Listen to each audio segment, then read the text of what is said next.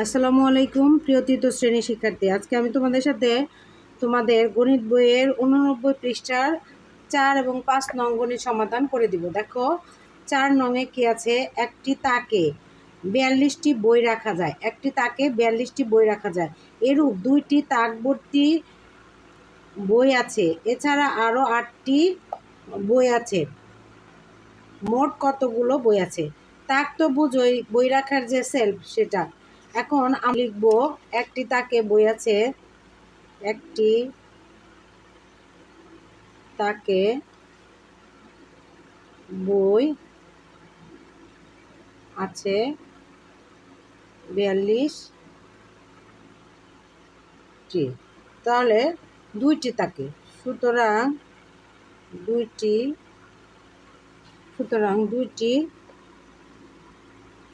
তাকে বই আছে। তাহলে একটি তাকে যদি 42টি বই থাকে, 2টি তাকে তোমার কি হবে বেশি, তাহলে 42 গুণ 2 তো টি। এখন দেখো এখানে তুমি 2 দুগুণে কত, 4, আর 4 দুগুণে 8, 84টি। 2টি তাকে, একটি তাকে 42টি বই থাকলে 2টি তাকে কত হলো, 84টি বই।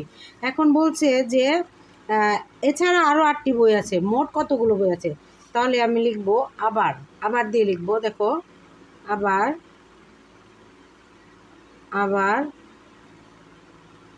2টি তাকে, আবার এই লাইনটাই আমরা লিখব। আবার 2টি তাকে বই আছে। আবার 2টি তাকে বই আছে কতটি, 84টি। যেখানে যে হলো 84টি। এছাড়া আরও বই আছে। দেখো এখানে লেখা আছে এছাড়া আরও বই আছে 8টি বই আছে। তাহলে আমরা লিখব এছাড়া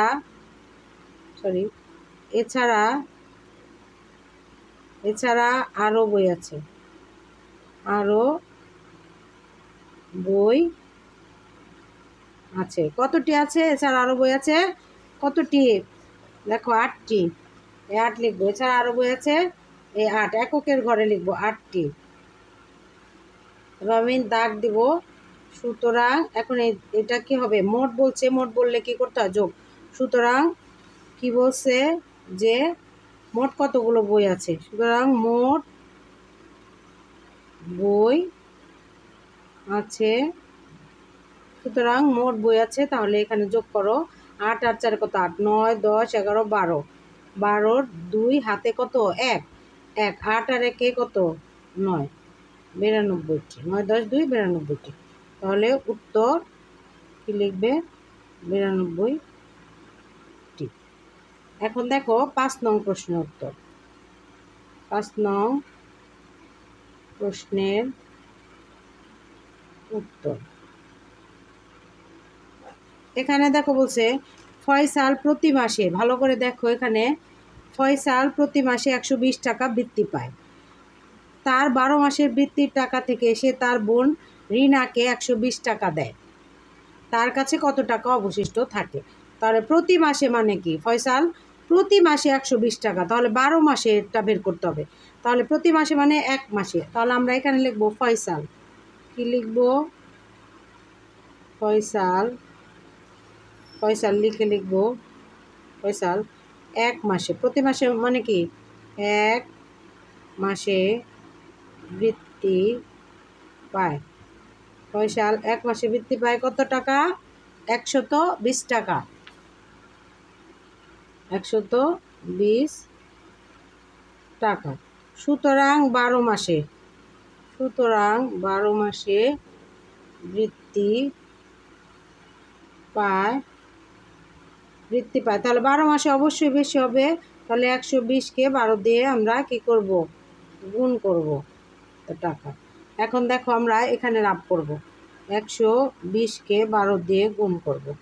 এখন এই 2 দিয়ে আগে এই 3টা সংখ্যাকে আমরা গুণ করব। তো 2 দিয়ে শূন্যকে গুণ করলে কত হবে, 0। শূন্যকে যে সংখ্যা দিয়ে গুণ করেন না কেন শূন্যই হবে। তারপরে 2 দুগুণে 4, তারপরে 2 একে 2। তার প্রথমে 2 দিয়ে এটাকে গুণ করব, তারপরে এটা, তারপরে এটা, তারপরে 1 ঘর আমরা ক্রস দিতে পারি, খালি রাখতে পারি, অথবা শূন্য দিতে পারি। আমি ক্রস দিলাম বোঝার সুবিধার্থে। এখন 1 দিয়ে আবার এগুলিকে গুণ করব। 1 0 কত হয়, 0, 2 1 কত হয় 2, আর 1 1 কত হয় 1।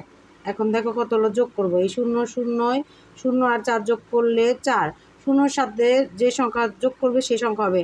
এখন 2 আর 2 কত, 4, আর এখানে 1-এর 1, তাহলে এখানে দেখো কত হলো, 1440 টাকা। তাহলে ফয়সাল 12 মাসে 1440 টাকা পায়। আমি পিটিও লিখলাম কারণ ওই অপর পৃষ্ঠা আমি লিখবো। দেখো এখন এইখানে বলছে যে সে যে টাকা পায়, আবার লিখো, আবার 12 মাসে বৃত্তি পায় কত হয়েছে, 12 মাসে বৃত্তি পায় আমাদের কত হইলো, এখানে 1440 টাকা। 12 মাসে বৃত্তি পায় 1440 টাকা। সেই টাকা থেকে সে তার বোনকে কত টাকা দেয়, 100, সে তার বোনকে দেয় 120 টাকা।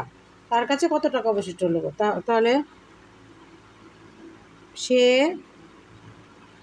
তার বোন রিনাকে দেয়, অথবা তুমি লিখতে পারো রিনাকে দেয় দিলেও হবে।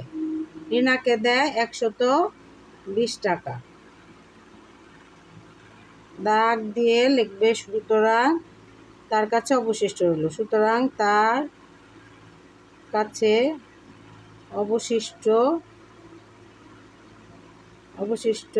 রইল, তার কাছে অবশিষ্ট রইল। তাহলে এটা অবশিষ্ট রইল মানে বিয়োগ করতে হবে। রিনাকে দিয়ে দাও মানে বিয়োগ করা, দিয়ে দিলে বিয়োগ হবে এই টাকা থেকে। এখন 0 থেকে 0 বাদ গেলে 0, 4 থেকে 2 বাদ গেলে কত হবে, 2, আর 4 থেকে 1 বাদ গেলে হবে 3, আর এই 1-এর 1, তাহলে কত হবে 1300। তার কাছে কত রইল, 1320 টাকা, 1320 টাকা। তার কাছে অবশিষ্ট হলো 1320 টাকা। তো আশা করি তোমরা বুঝতে পেরেছো।